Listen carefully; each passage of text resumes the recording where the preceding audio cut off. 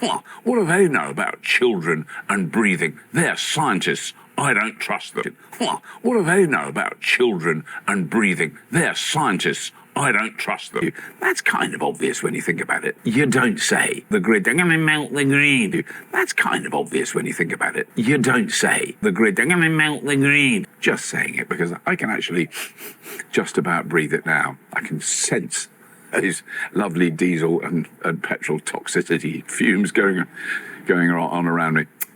Yeah, but here's the thing. It's all very well having your fancy electric cars and all that nonsense. What about my freedom to drive a 3-ton, 5.6-litre SUV and leave the aircon and engine running when it's parked outside a school while I cross the street to get a coffee? Now, I'm being very specific because this is exactly what I saw last week here in Australia. And you might expect me to describe a hefty Make Australia Great Again angry man get out in a heavy metal t-shirt and march across the road. But no, the person that got out of this car was a woman in her late 20s in yoga clothes, a well-educated middle-class woman who can afford to not only buy this 3-ton monster, but to fuel the damn thing in 2024. He's just making things up as he goes. I think I found a really good example of what a misleader he is. How does he know that woman is a well-educated woman? She might have failed primary school for all we know. She might be married to a man that bought the car, and he might be well-educated or at least rich in some way. She might have even won a raffle ticket, won a lottery. Yet he just raves on and he presents them as facts. Well educated. How is that a fact? Did he go and ask her what her education level was? I don't think so. I think I found a pretty good example of how manipulative this man is. And you would need to be gullible to listen to what he says.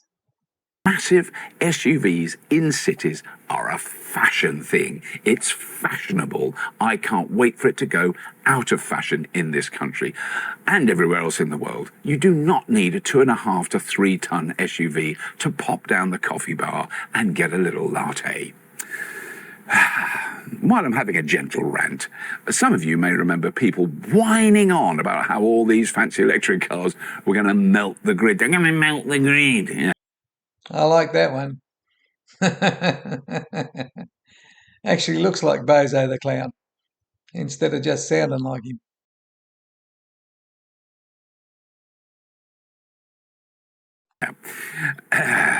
That we'd have to burn more coal and gas to charge. You're going to burn more coal. There it is again. Okay.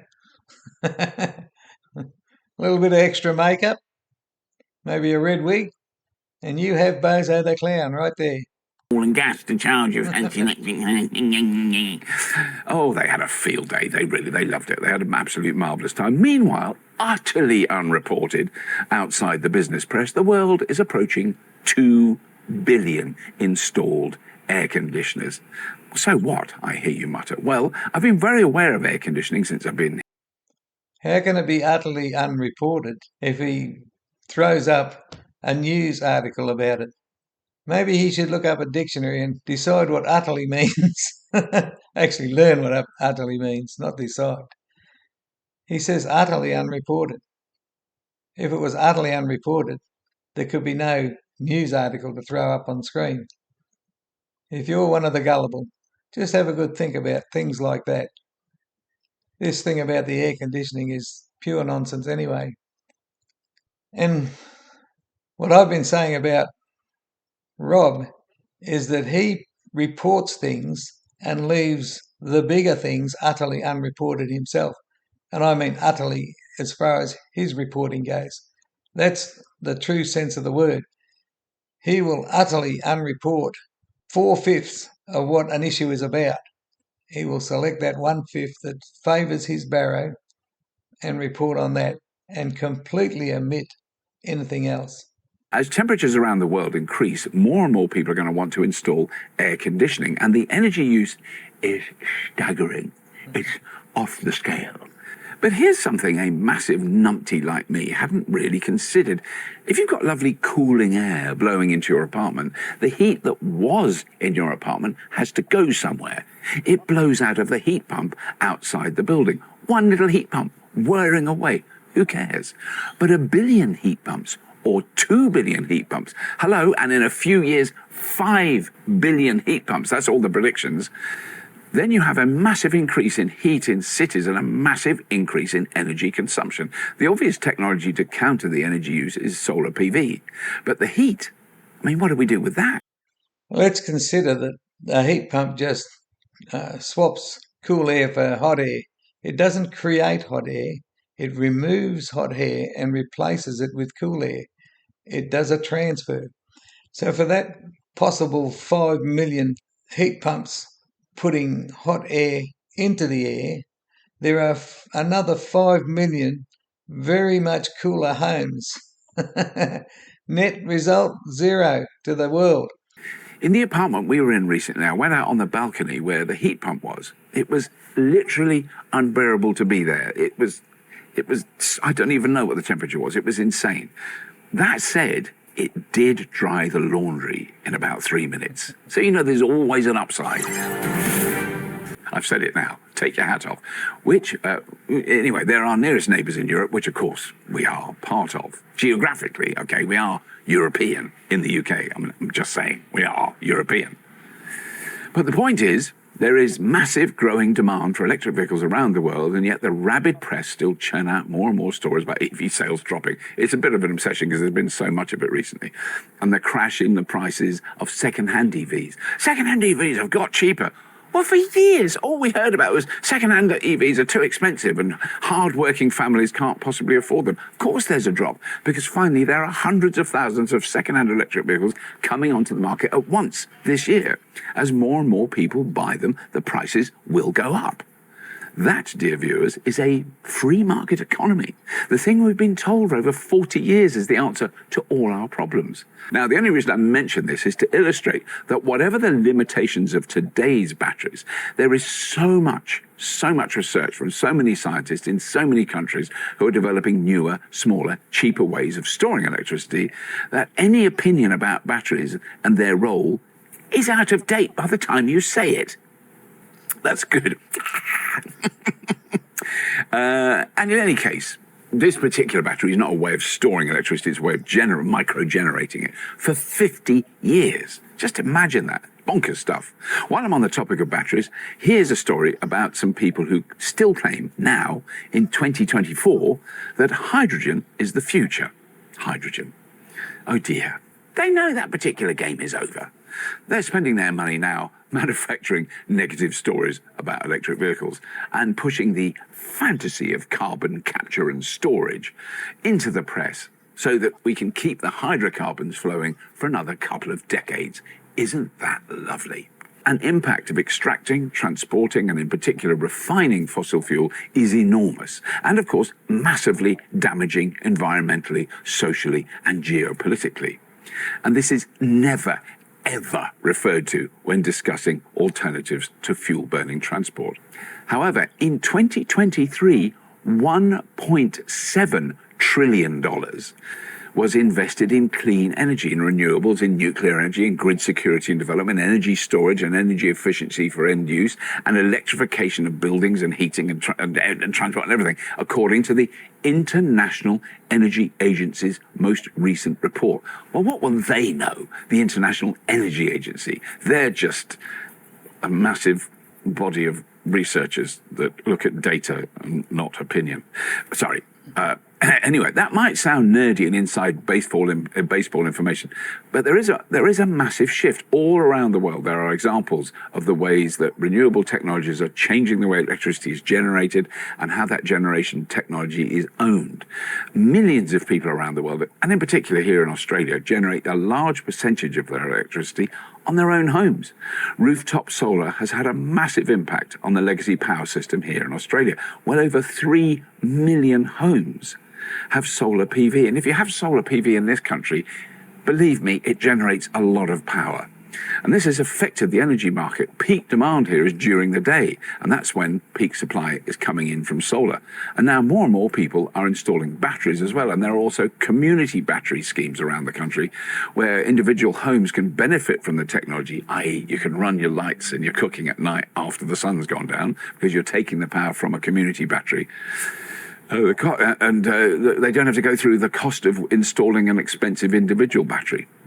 A few facts from somebody who actually lives in Brisbane and has done for decades. While a large number, proportionate to the rest of the world by population, use home solar, and I do too. I've got a 6.5 kilowatt system on my roof, and there is only my wife and I in the home. While we use solar, the grid in Australia is one of the dirtiest grids in the world. It relies more on coal burning power stations than, as much as I know, most places around the world, particularly the first world countries. Most first world countries are going to wind power and large solar farms and even nuclear. But Australia is dragging the chain there. It is sticking with mostly fossil fuels. We do have the Snowy Mountain scheme that does provide hydro water. I can't think of what they call hydro plants. We do have that one shining beacon, the Snowy Mountain scheme that does provide electricity through water turbines. But in the main, we have so many coal burning power stations around Australia that we are a national joke. But he leaves that out. Now, the other thing about what he's saying so far is that these solar systems for homes are great for EVs. Well, I have a BYD Atto 3, and in sunny Brisbane, I find that even with only two of us using solar power, that the BYD wants more power than what my solar system can generate.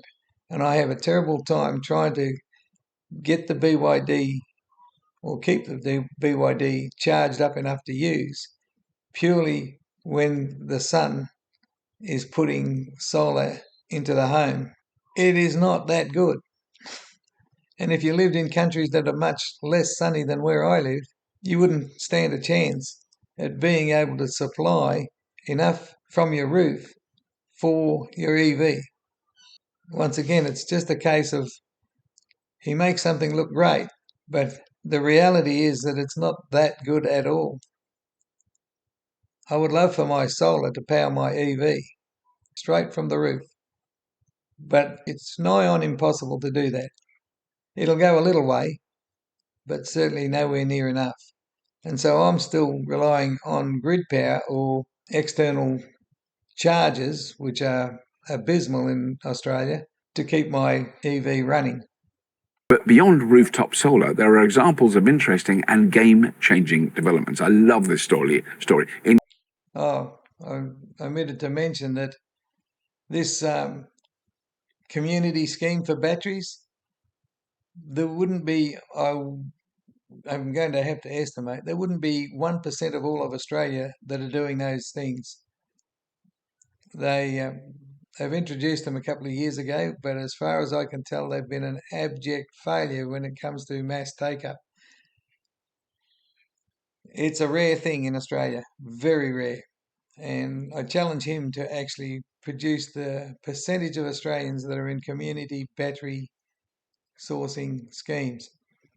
As for individual batteries in homes, I've been wanting to have a battery for my solar system for the last 4 years, and I have been watching the prices, and all the time they're saying batteries are going down, the prices of batteries have been rising and rising and rising. Once again, I challenge him to look at the prices of a Tesla Powerwall every 3 months for the past 4 years, and you show me where the prices of batteries are going down. It's a lie. these things are misleading. I would love an EV battery, but they are completely financially a dead loss. It's the only way I can put it. What little I can get back by feed-in tariff to the grid is financially better than me storing it in a battery because of the upfront price I have to pay for the battery. The break-even point for a battery is still probably around 10 years. They are just not worth having. And only the rich in Australia have them. There may be lots and lots of solar cells on roofs that can be seen, but there are precious little batteries in the home at all. Across their land against their will, and these pipes always leak and cause unimaginable damage. This solar farm is an energy source that these people control and benefit from, and won't turn the land into a toxic, poisonous wasteland. And we have a little shift possibly happening in the UK later this year. Some viewers may remember that we did have legislation that was voted into law by our parliament stating that by 2030 you would no longer be able to buy a new combustion engine car in the UK. That was pushed aside by the current administration when they were in a bit of a panic, and who are now accepted to be in terminal decline by everyone. The opposition party roads minister, Bill Esterson, in the UK, has told members of the electric vehicle trade group, Recharge UK, that should there be a Labour government elected this year, they will immediately restore that 2030 date for the end of the sale of new petrol and diesel cars in an effort to rebuild consumer, manufacturer and investor confidence. One of the things that was said at the time that the current administration went back, they delayed the transition. They said they will take it to 2035 when you couldn't buy petrol and diesel cars. And all the manufacturers said, we don't care what you say, we're not going to be selling them anyway because we've changed the whole way we manufacture cars anyway. So by 2030, they'll only be making electric cars. And just before we go, finally, if they do bring back that legislation, here's a little car that's coming to market in Europe very, very soon. The Hyundai Casper, which is a very petite, compact SUV. It will be launched in Europe at the end of 2024. It's going to be built in the same factory as the European Kona, which is a brilliant car. We had one, really good, made in the Czech Republic. So it's small, built locally, and the estimated price is predicted to be around 20,000 euros, or 21,500 US dollars, or 17,500 pounds for a new electric car. Smaller, cheaper, lighter, longer range. So for a tiny car, that's roughly about 34,000 Australian dollars. And with our high taxes on imports, it would probably be closer to 40,000 Australian dollars for a small car. A Kia Picanto at present is roughly $21,000 brand new. So we're looking at a massive price difference between EVs and ICE cars, comparable ICE cars. So where's this drop in batteries? And I seem to recall that earlier he was saying that that's how free markets work. But isn't making a mandate that there should be no ICE cars produced by the government, the mandate by the government, not the manufacturers, shouldn't the mandate by the government that there should be no or can be no ICE cars produced, isn't that not a free market economy? Isn't that more like how Russia operates? Doesn't the Russian government say you have to have this and you have no choice? I can't understand his logic. I can't understand how he can flip between one concept and another and not see the disparate difference. But each side pushes his barrow, and so he doesn't even care to look. Thank you for watching.